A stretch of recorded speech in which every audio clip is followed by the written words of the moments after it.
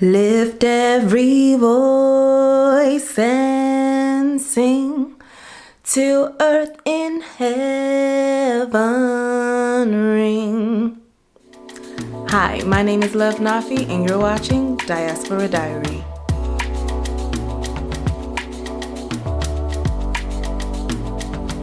Dear Diary, it's Juneteenth and for hundreds of years we have been free. Should African American slave descendants be entitled reparations? If so, who and how should it be implemented? Will it truly change anything for Black people in American society? Or will we still be plagued by different disparities? Will we really benefit from a reluctant apology drenched in salt? Is there such thing as a post-racial America? Now it's time for a little history lesson. Juneteenth. What is Juneteenth? On June 19, 1865, General Gordon Granger read the Emancipation Proclamation to the last set of slaves in Galveston, Texas. This day marked a celebration because Texas was the last state in the Confederate to free all their slaves. So the war ended and the slaves were free. But now what?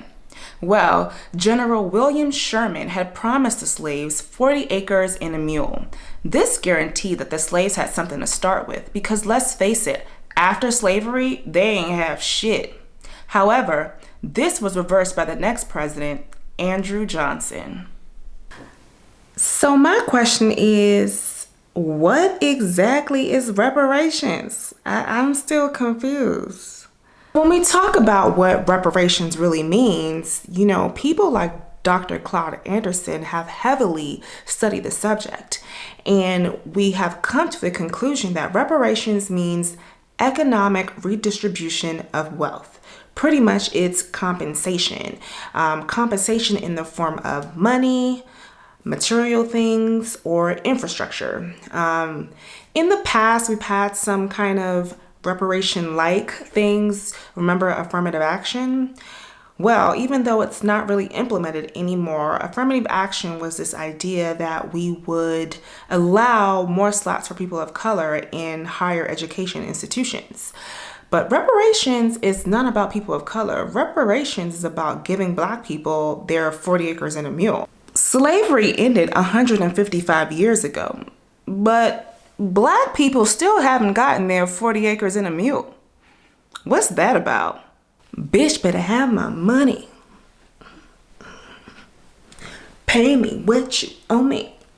How can you really call penniless Black folks who didn't have a job, didn't have a place to stay, had to start from the literal bottom in a place where everybody hated them, free? What did Black people actually do after slavery ended? They were pretty much against all odds. Besides trying to survive Jim Crow and segregation, they had to find a way to make money. At the time, this special arrangement called sharecropping became pretty popular. In this situation, Black tenant farmers would rent from landowners and pay them by giving them a portion of their harvest. Sounds like a good idea, right? Wrong. If they had a bad year or the crop didn't yield, they would still owe those landowners money. And sometimes this turned into continuous debt. Pretty much, Black people through sharecropping never really made any profit. So where are we really with the state of reparations? Well, just last year in June 2019, Representative Sheila Jackson Lee of Texas introduced a bill to Congress. This bill would cost $12 million and it would allow for a 13-member commission to conduct research on the effects of slavery. This research would allow us to determine what reparations we're asking for. It was a really interesting hearing. You had a lot of cool people in attendance. Ta-Nehisi Coates was there, Cory Booker was there, Danny Glover was there, and Reverend Doris Sherman was there. But this ain't the first time that someone has brought the idea of reparations to Congress. In 1989, Representative John Conyers had brought a proposal to study reparations. He introduced this bill for 30 years and got nowhere. Even our president, Mr. Barack Obama, rejected the idea, calling it impractical. So who? That's another big question. African Americans have suffered for sure, and Black people all over the world have their own set of problems. However, should immigrants who come into the United States get any payment? Or should it just be the descendants of slaves? Me personally, I think that the descendants of slaves should definitely be entitled to reparations, but then I have to think about, how do we figure that out? Some museums have records that show who exactly was a descendant, but let's be honest, figuring out that family tree, it's gonna definitely be more complex than we think. There are Black immigrants that come into the United States every day. How do we separate and figure out who is a true descendant and who's not? And my last question is how? How will we give these reparations? It's easy to say, yeah, let's write one big fat check, but the reality is Black people don't be knowing how to act with money. We can't give this reparations check and have people going out and buying Gucci and Jordans. We really need to figure out how we can get this money to be trapped in our community. When it comes to reparations, I think we should start thinking about more tangible, long-term recirculating streams of money. The truth is, money can expire and depreciate, especially at the rate America is going. So we need streams of money that circulate within our community and provide us generational wealth.